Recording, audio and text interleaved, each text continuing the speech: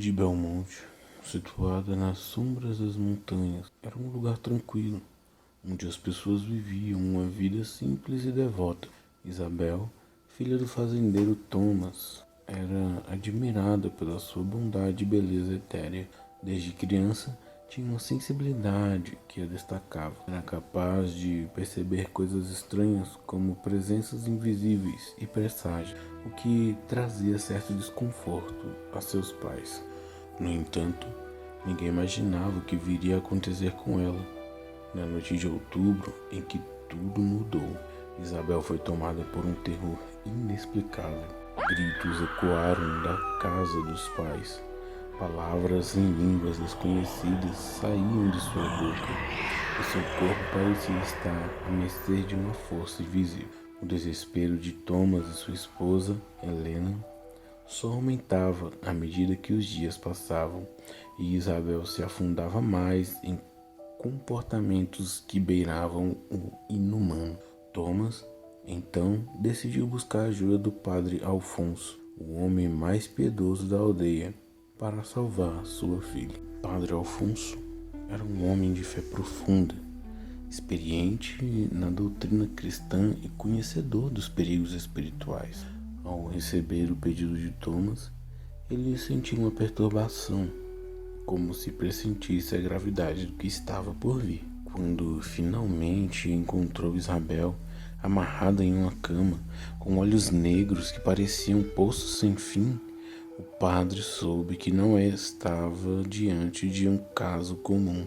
Uma voz grotesca emanava da jovem, zombando da presença de Alfonso, desafiando-o a enfrentar o que quer que estivesse dentro dela. Durante horas, Alfonso permaneceu ao lado da jovem, recitando orações, segurando seu crucifixo e tentando expulsar a entidade. Mas o demônio era forte, mais do que qualquer outro espírito maligno que Alfonso já havia enfrentado. Ele não apenas insultava o padre, mas revelava segredos ocultos da aldeia, demonstrando seu poder e influência. Alfonso sentiu-se desafiado, mas decidiu que não abandonaria Isabel. Após dias de luta e exaustão, Alfonso percebeu que sozinho não conseguiria derrotar a força que atormentava Isabel. Ele buscou a ajuda de outros padres, mas todos, ao verem a jovem, se recusaram a enfrentar tamanha força maligna. Alfonso então recorreu aos antigos textos da igreja, onde encontrou relatos de exorcismos e rituais que exigiam um nível de sacrifício raro, mas eficaz.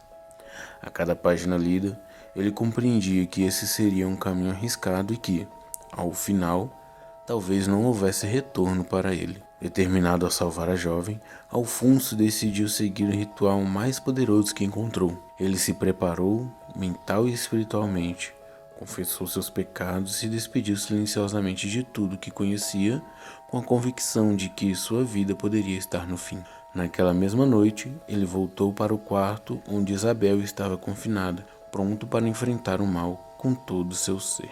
Ao entrar no quarto escuro, Alfonso se aproximou de Isabel, que imediatamente começou a se contorcer e gritar com uma voz distorcida e cheia de ódio. O padre iniciou o exorcismo com uma intensidade jamais vista.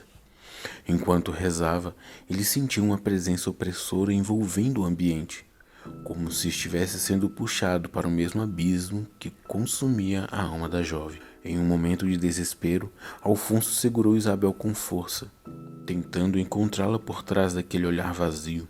Por um breve instante, a verdadeira Isabel apareceu. Seus olhos cheios de lágrimas e dor, ela implorou por ajuda, dizendo que o demônio a levava para um lugar de escuridão eterna. No entanto, a entidade logo retomou o controle, rindo e zombando do padre. Decidido a pôr fim ao sofrimento de Isabel, Alfonso fez o maior sacrifício que conhecia. Ele recitou uma antiga oração, entregando sua própria alma em troca da libertação da jovem. Uma luz intensa preencheu o quarto e o demônio soltou um grito de dor antes de ser expulso do corpo de Isabel. Ela desabou na cama, enquanto o padre Alfonso, com uma expressão de paz, permanecia ali, sem vida. Nos dias que se seguiram, Isabel lentamente recuperou a consciência, mas nunca mais foi a mesma. Ela sabia do sacrifício que Alfonso fizera e sentia o peso da culpa e da responsabilidade. Cada noite trazia de volta os gritos, as imagens horrendas e o sussurro sombrio que havia assombrado sua mente enquanto estava possuída. Ela se sentia marcada pelo que havia passado e sabia que a presença do padre estava sempre com ela. Toda manhã, Isabel visitava o túmulo de Alfonso, onde passava horas em silêncio, rezando e refletindo. O sacrifício dele se tornara uma lembrança constante, uma inspiração para que ela nunca deixasse de buscar o bem, mesmo diante da escuridão. A aldeia, por sua vez, nunca esqueceu o ato de coragem do padre Alfonso, um homem que entregou sua alma para salvar um inocente. Isabel, agora uma mulher marcada pela experiência, dedicou sua vida a ajudar os outros e a manter viva a memória de Alfonso, garantindo que a fé e o sacrifício do padre não fossem em vão. Décadas se passaram desde o sacrifício do padre Alfonso.